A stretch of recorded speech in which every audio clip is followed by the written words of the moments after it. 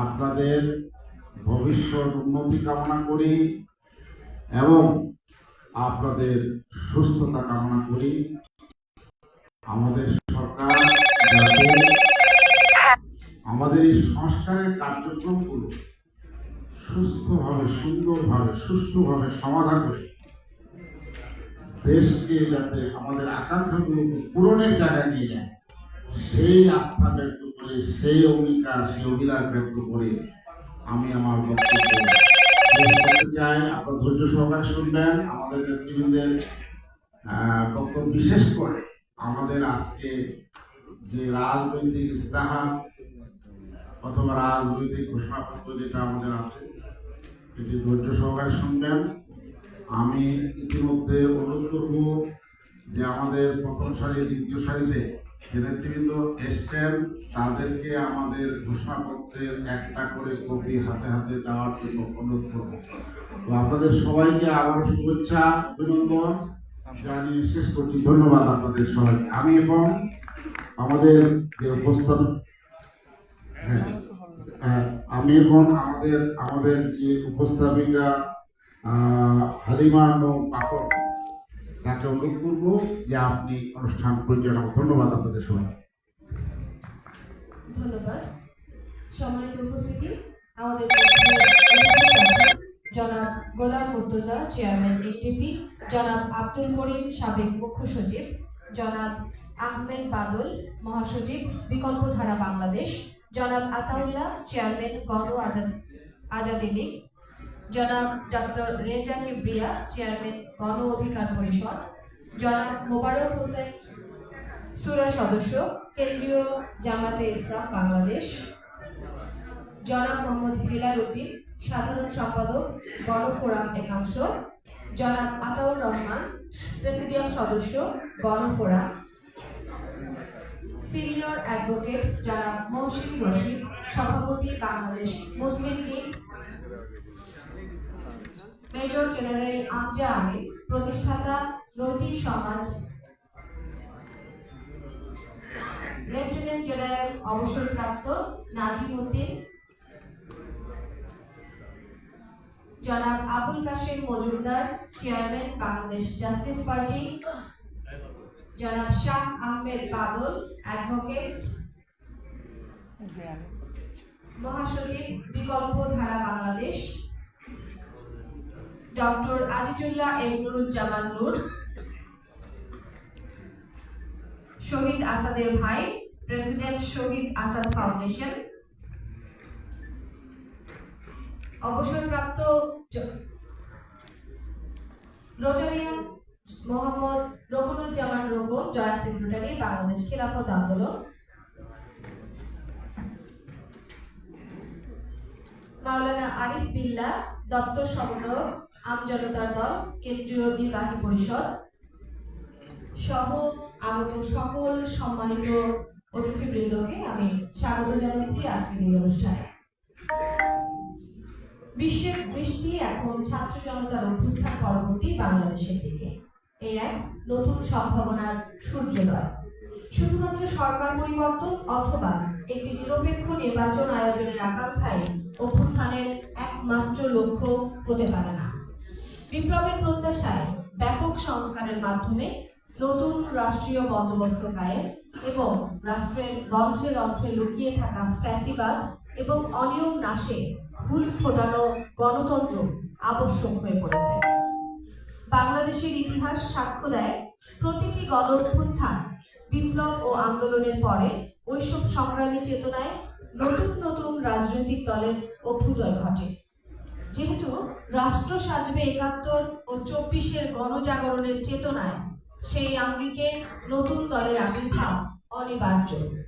জাতির এই মাহেন্দ্রক্ষণে জাতীয় প্রত্যাশায় সকল প্রকার বৈষম্য, ফ্যাসিবাদ, আধিপত্যবাদের বিরুদ্ধে গণতন্ত্রকে এগিয়ে নিতে, জনকল্যাণ, ইনসাফ ও সার্বভৌমত্ব নিশ্চিত করতে, গর্বিত জাতীয়তাবোধ দূরীকরণ করতে আজ নতুন দলের আত্মপ্রকাশ হতে যাচ্ছে।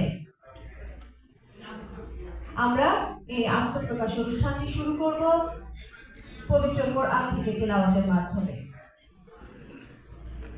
পবিত্র কোরআন থেকে তেলাওয়াত করবেন মাওলানা এনামুল করিম রাশিদী। সম্মানিত উপস্থিতি, আমাদের মাঝে আরো উপস্থিত হয়েছেন বিশিষ্ট সাংবাদিক জনাব আউয়াল ঠাকুর, লন্ডন প্রবাসী জনাব মহিউদ্দিন। স্বাগত আপনাদের। এবারে কোরআন তেলাওয়াত করবেন মাওলানা এনামুল কবির রাশিদী। পিছনে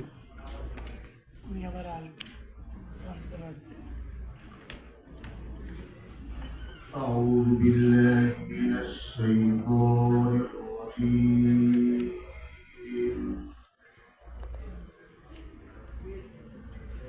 بسم الله الرحمن الرحيم.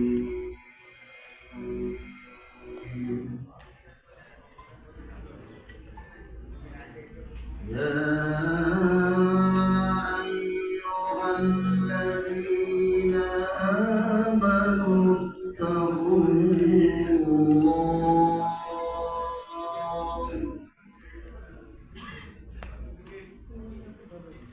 يا أيها الذين آمنوا اتقوا الله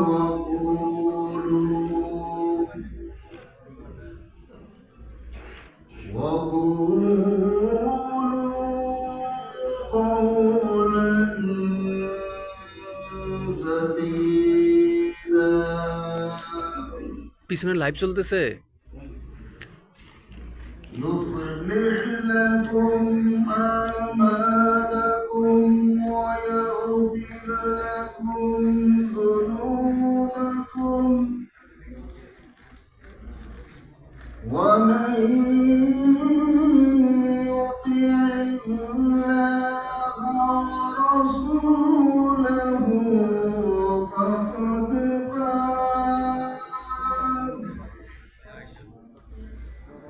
فقد فاز فوزا عظيما.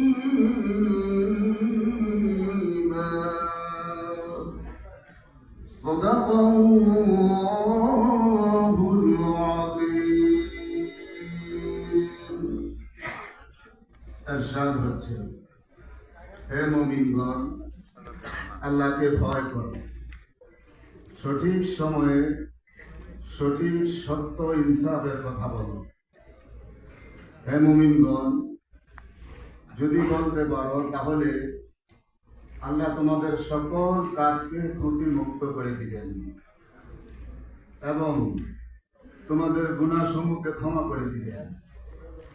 যারা আল্লাহ এবং তার রাসূলের আদর্শকে অনুসরণ করবে, আল্লাহ তাদেরকে মহা সাফল্য অর্জন করবে। বারাকাল্লাহু লানা ওয়া লাকুম ফিল কুরআনিল আযীম। আল্লাহুম্মা ইগফির লি ওয়া লিওয়ালিদাইয়া ওয়া লিল মুমিনিনা ইয়াওমা ইয়াকুমুল হিসাব। আসসালামু আলাইকুম ওয়া রাহমাতুল্লাহ। ধন্যবাদ। এবারে স্বাগত বক্তব্য রাখবেন ভাই, দেশের অন্যতম পিছনে লাইভ বৃহৎ চলতেছে। সংগঠন জাতীয়তাবাদী ছাত্র দলের প্রতিষ্ঠাতা যুগ্ম আহ্বায়কের অন্যতম একজন ও প্রথম নির্বাচিত সভাপতি, একজন দক্ষ সংগঠক, মানিকগঞ্জ জেলার সাবেক জেলা পরিষদ চেয়ারম্যান, সাবেক সংসদ সদস্য, একাধিকবার নির্বাচিত ও সাবেক শিক্ষা প্রতিমন্ত্রী জনাব গোলাম সারোয়ার মিলন। আমি বিনীত অনুরোধ জানাচ্ছি জনাব গোলাম সারোয়ার মিলনকে তার স্বাগত বক্তব্য প্রদানের জন্য।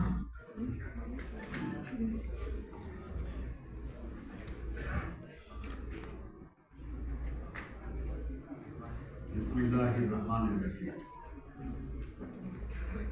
আমাদের আজকের আত্মপ্রকাশ অনুষ্ঠানের সম্মানিত সভাপতি, যাকে বাংলার আপামর দেবতা ছিলেন, আমরা আপনারা সবাই চিনি, চলচ্চিত্রের একসময়ের নায়ক, সামাজিক আন্দোলনের পুরোধা, এক কথায় আমাদের প্রিয় ইলিয়াস কাঞ্চন ভাই সহ এখানে নেতৃবৃন্দ আছেন। এই আত্মপ্রকাশ অনুষ্ঠানে কে কোন দায়িত্বে আছি সেটা মহাসচিব এবং চেয়ারম্যান সাহেব করে বলবেন। আমি স্বাগত বক্তব্য রেখেই আমি আমার বক্তব্য শেষ হতে চাই। পরম করুণাময় আল্লাহর কাছে শুকরিয়া আদায় করতে চাই আজকের এই পবিত্র জুমার দিনে আমরা এই দলের আত্মপ্রকাশ অনুষ্ঠান করার আল্লাহ পাক আমাদেরকে তৌফিক দিয়েছেন সেজন্য আমি আপনাদেরকে ধন্যবাদ জানাতে চাই। আপনারা আজকে এখানে উপস্থিত হয়ে আজকে এই অনুষ্ঠানটাকে সমৃদ্ধ করেছেন, আলোকিত করেছেন। আমি বিশেষ করে যেহেতু স্ক্রিপ্ট আমার কাছে নাই, আমার সামনে আমি দেখছি আমাদের বাকি যদি আমি এক বলে যাই, বাংলাদেশের শীর্ষ নেতৃত্বের মধ্যে এনডিবি চেয়ারম্যান গোলাম মুর্তজা, আমাদের বিশিষ্ট বন্ধু শুভাকাঙ্ক্ষী নিয়ে আছেন, আমাদের ডক্টর রেজাকি মিয়া, আন্তর্জাতিক ব্যক্তিত্ব, যিনি গণঅধিকার পরিষদের চেয়ারম্যান এবং যাকে নিয়ে আমরা গর্ব করতে পারি, ডক্টর রেজাকি মিয়া আছেন, মুসলিম লীগের সভাপতি এবং আমাদের কি নাম জানি মহসিন রশিদ, সরি আমি যেহেতু স্ক্রিপ্ট নাই, আমাদের প্রিয় মহসিন রশিদ, যিনি আমাদের শুভাকাঙ্ক্ষী, আমাদের পরামর্শ দেন। আজকে সেই মহসিন রশিদ ভাই senior advocate in the supreme court, সেই মহসিন রশিদ ভাই এখানে আছেন। আমার সহকর্মী একালে ছাত্র রাজনীতি বিকল্প ধারার মহাসচিব আমাদের আহমেদ বাদল, এখানে আছেন আমার বন্ধু, আমাদের শুভাকাঙ্ক্ষী, আমাদের পরামর্শদাতা, যিনি লন্ডনে থাকে, শেখ মহিউদ্দিন, যিনি টক শো করেন আপনারা জানেন। আজকে তিনি এখানে এসেছেন, তার পরামর্শ মোতাবেক আমরা অনেক কিছু করেছি। তারপর আরো অনেক ব্যক্তিবৃন্দ আছেন এখানে, সাবেক মুখ্য সচিব আমাদের আব্দুল করিম এখানে আছেন এবং এখানে মোবারক হোসেন আমাদের র্যালি সংগ্রামের আমাদের জামাতের পক্ষ থেকে প্রতিনিধিত্ব করছেন, তাকে ধন্যবাদ জানাতে চাই। এবং এখানে উপস্থিত আছেন মুখ্য সচিব আব্দুল করিম, আমাদের শহীদ আসাদের ভাই, আজকে তিনি আছেন আমাদের নৈতিক জাগরণের যে পুরোধা জেনারেল আমজা আমিন, সাবেক জেনারেল আমজা আমিন এখানে আছেন। এখানে লেফটেন্যান্ট জেনারেল নাজিম সহ প্রত্যেকের নাম দিতে গেলে তো এইগুলো সহ যদি একটা নাম বাদ করে যায় আমাকে ক্ষমা করবেন। প্রত্যেকেই এখানে প্রতিষ্ঠিত শাসক ক্ষেত্রে একজন প্রতিষ্ঠিত ব্যক্তিত্ব, প্রত্যেকে প্রীতি, শুভেচ্ছা, সালাম, শ্রদ্ধা, আসসালামু আলাইকুম ওয়া রাহমাতুল্লাহি ওয়া বারাকাতুহু। আমরা যেটা বলতে চাই, আমাদের আত্মপ্রকাশ কেন, মহাসচিব বলবেন, আমাদের আহ্বায়ক, আমাদের তিনি প্রধান ইয়াস ভাই বলবেন।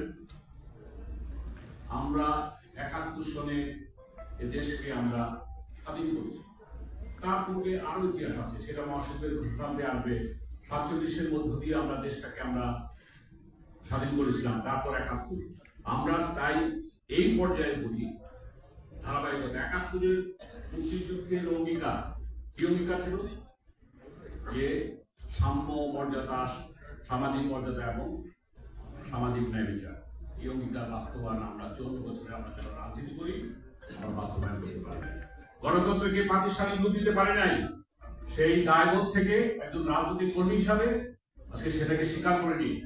আজকে যে 24-এর যে গণঅভ্যুত্থান হয়েছে, আমাদের ভবিষ্যৎ প্রজন্ম, যারা ছাত্ররা, যারা রক্তের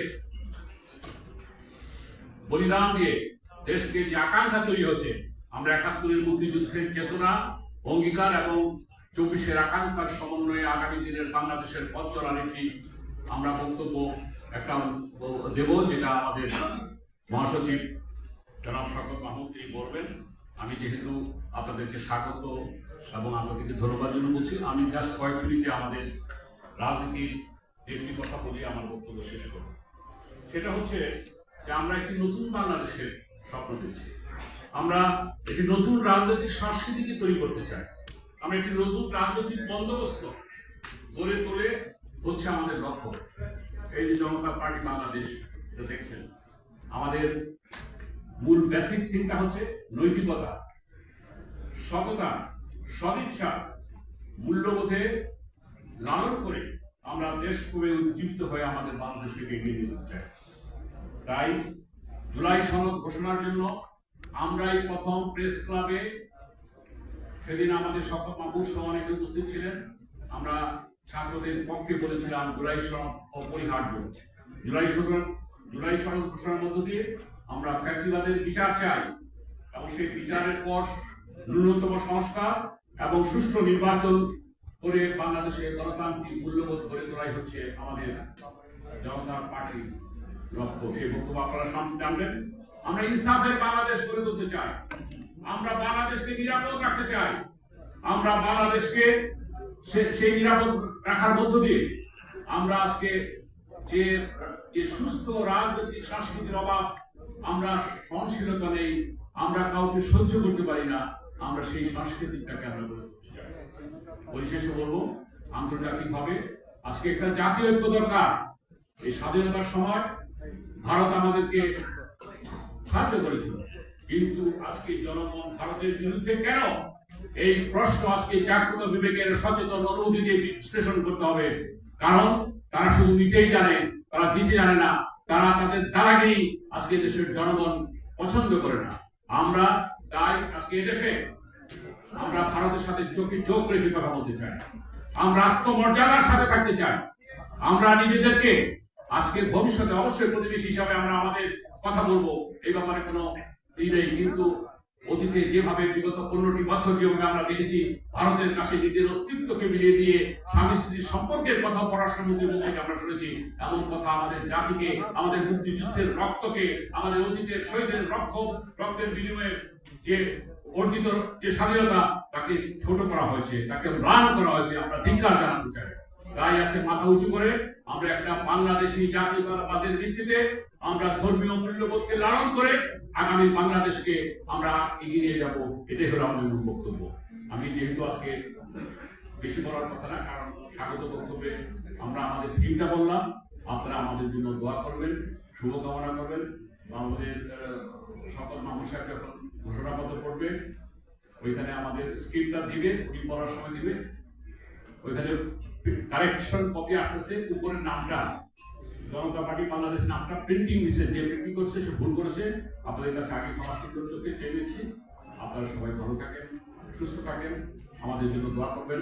আমাদের চলার পথে আপনারা আমাদের পাশে থাকবেন, এই আশাবাদ ব্যক্ত করে আপনাদের সবাইকে ধন্যবাদ জানিয়ে শেষ করতে চাই।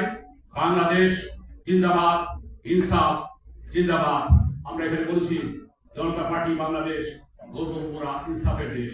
আমরা ইনসাফ, জাস্টিস আমরা কায়েম করবো, এটাই আমাদের সকল ধরনের ধন্যবাদ। জনাব গোলাম সারোয়ার মিলন, আপনাকে অনুরোধ জানাবো আপনি ডায়াসেই থাকবেন। আমি আমাদের মাঝে বিশিষ্ট শিল্পপতি, মাইক্রোফাইবার গ্রুপের এমডি, ম্যানেজিং ডিরেক্টর জনাব কামরুজ্জামান কায়সার, যিনি একসময় শেরেবাংলা কৃষি বিশ্ববিদ্যালয়ে ছাত্র দলের নেতা ছিলেন এবং নির্বাচিত ভিপি ছিলেন, তিনি আজকে উপস্থিত হয়েছেন। আমরা তাকে স্বাগত জানাই।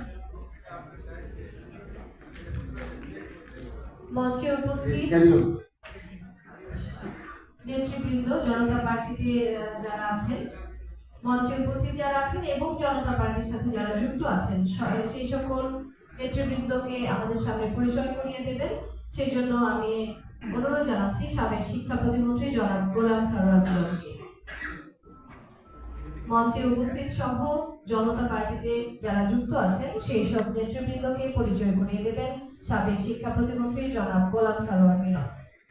আমি একটা পয়েন্ট স্কিপ করে গেছি, নেতৃবৃন্দের অনুরোধে আমি দুঃখ প্রকাশ করছি। আমাদের নেতৃবৃন্দকে একটু পরিচয় করে দেওয়ার কথা ছিল। তা পরিচয় করতে গেলে তো আমাদের কমিটি যখন ঘোষণা হবে তখন তো আমাদের আহ্বায়ক সাহেব, আমাদের চেয়ারম্যান সাহেব বলবেন, মহাসচিব বলবেন।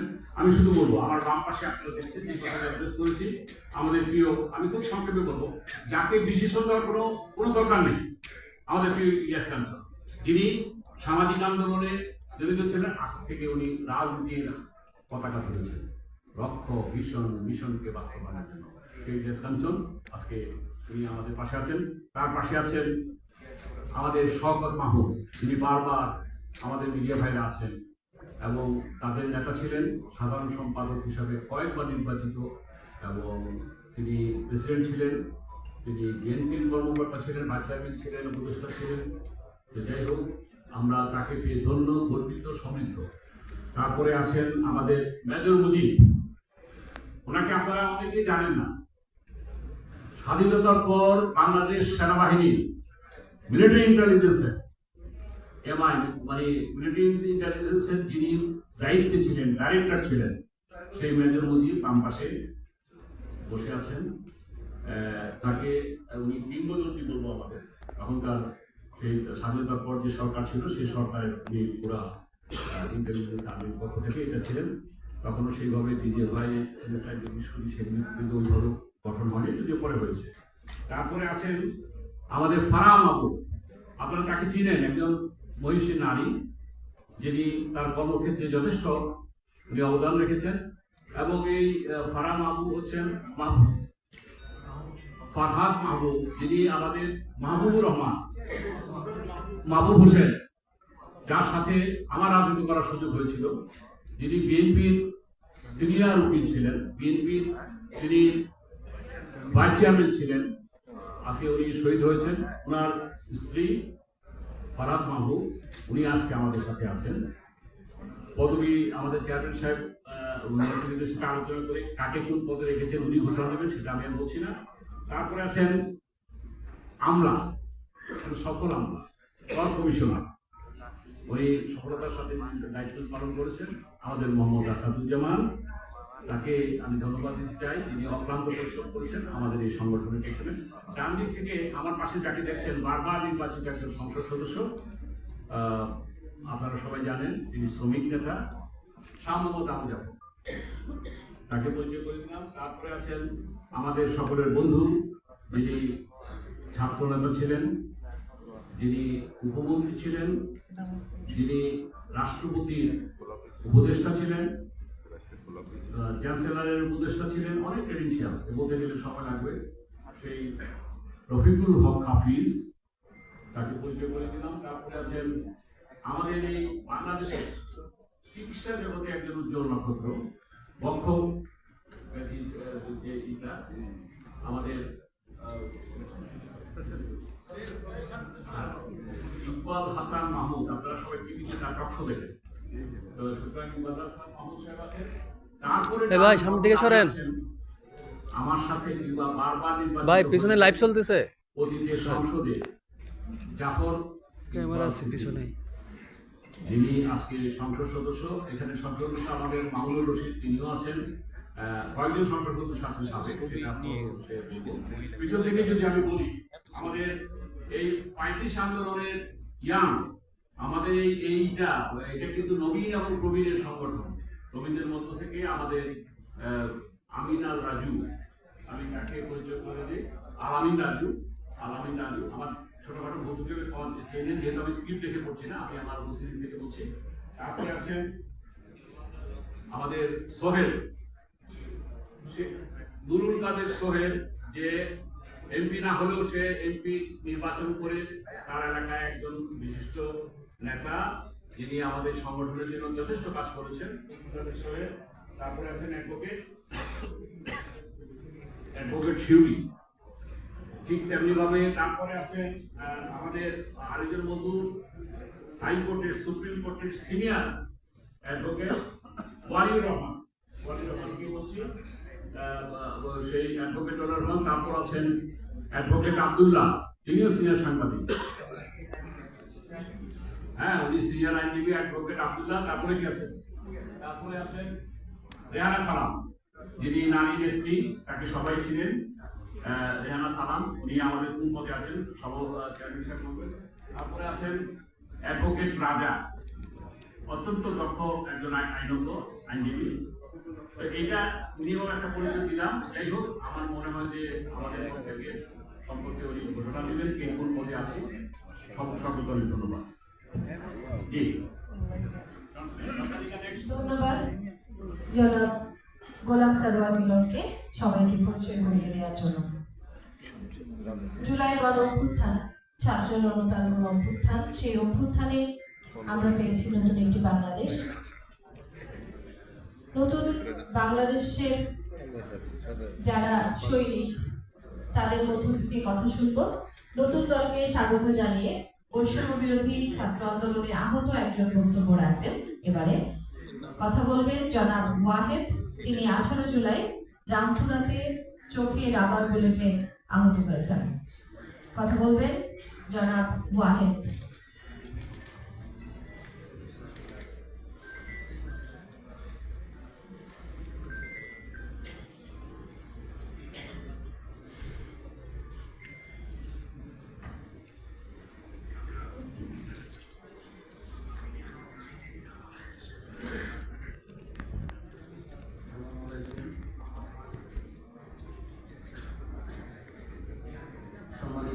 থেকে আসলে ডিস্টার্ব উপস্থিতি, সম্মানিত মঞ্চে উপস্থিত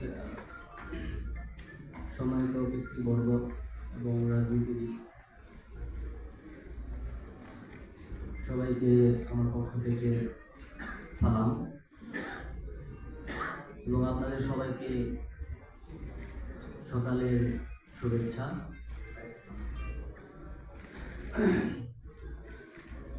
আসলে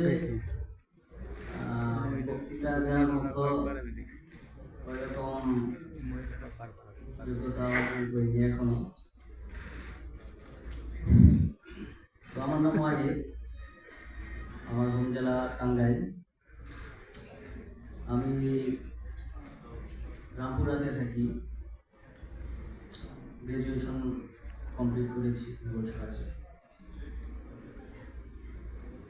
তো বাংলাদেশের বর্তমান প্রেক্ষিতে আপনারা জানেন বিগত 16 বছর 17 বছর যে আমাদের উপর ফেসিবাদী অত্যাচার ছিল, এককভাবে একদলীয়ভাবে। তো আমরা অনেক নির্যাতিত হয়েছি। তো সবকিছু মাথায় রেখে আর কি আমি আমার ব্যক্তিগত থেকে বলবো যে আসলে আমি আমার এই স্বাধীন দেশে 71-এর পরে 71 তো আসলে এই যে 17 বছরের যে আমাদের উপর জুলুম অত্যাচার করা হয়েছে, স্বাধীনতা তো এটার জন্য অর্জন হয়েছিল না, এটা তো লক্ষ্য ছিল না। তো সবকিছু বিবেচনা করে আর কি আমাদের যে কোটা আন্দোলন থেকে শুরু করে যে জুলাই আগস্টের গণ অভ্যুত্থান, তো আমি বুলেট প্রাপ্ত চোখে আমার এক চোখ ইনজুরেড। তো আমি একটা কথাই বলবো যে আমরা যে উদ্দেশ্যে এই গণ অভ্যুত্থান ঘটিয়েছি সেটা একটা উদ্দেশ্য, সেটা হলো বৈষম্য থাকবে না কোথাও।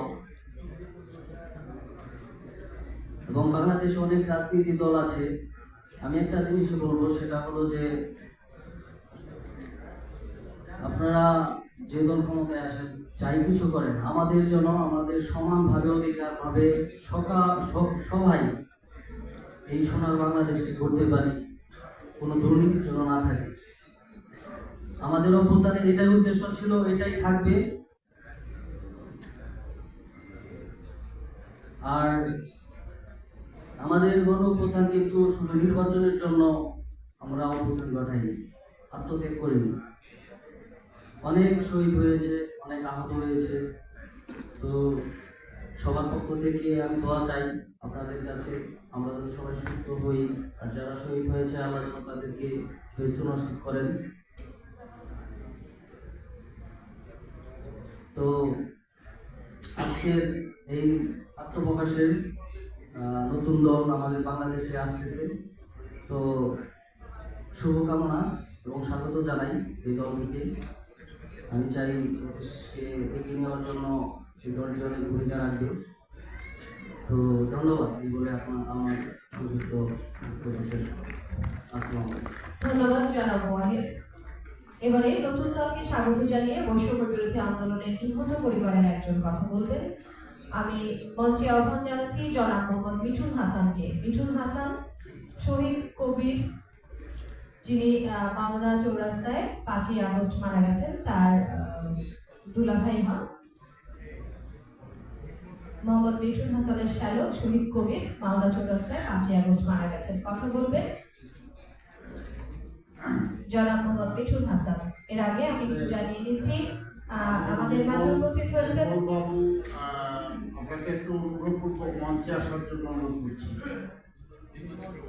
নির্মল চক্রবর্তী, জনাব নির্মল চক্রবর্তী, আপনি কাইন্ডলি একটু মঞ্চে এসে বসুন। আর এর ফাঁকে আমরা স্বাগত জানাচ্ছি আমাদের মাঝে আরেকজন বিশিষ্ট অতিথি উপস্থিত হয়েছেন, যিনি জানি গ্রুপের চেয়ারম্যান জনাব ডক্টর নাজমুল হাসান কালিমুল্লাহ। উনি আমাদের স্যার ছিলেন এবং ওনাকে প্রীতি শুভেচ্ছা জানাই। ধন্যবাদ।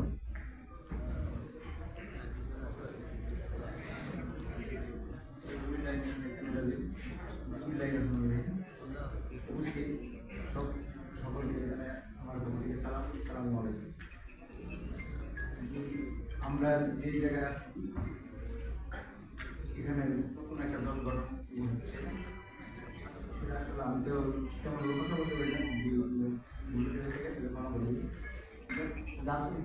জাতীয় জনতা পার্টি বাংলাদেশ দেশ আত্মপ্রকাশ অনুষ্ঠানে যে আমাকে কথা বলার সুযোগ দেওয়া হয়েছে, ধন্যবাদ। আসলে গত 5ই আগস্ট যখন স্বৈরাচার শেখ হাসিনার দোসররা আমাদের মানব অবস্থান করেছিল, সেখানে আমিও উপস্থিত ছিলাম, আমার শালক উনিও উপস্থিত ছিল। ওইখানে আমার দেখা মতে 20-25 জন লাশ আমি নিজের চোখে দেখছি, রাস্তার মধ্যে দৌড়েছিল। আমি আসলে সেভাবে কথা বলতে পারি না, আমার শালকের জন্য এবং গণ উত্থানের শহীদ যারা আছে, আহত যারা আছে, সকলের জন্য দোয়া করি। ধন্যবাদ জনাব মিঠুন হাসান, আপনাকে আপনাদের পরিবারের প্রতি সমবেদনা। এবারে আমাদের সেই মাহেন্দ্র খন, যে খণ্ডের জন্য আমরা অপেক্ষা করছি, নতুন দলের নাম ঘোষণা এবং ইশতেহার পাঠ।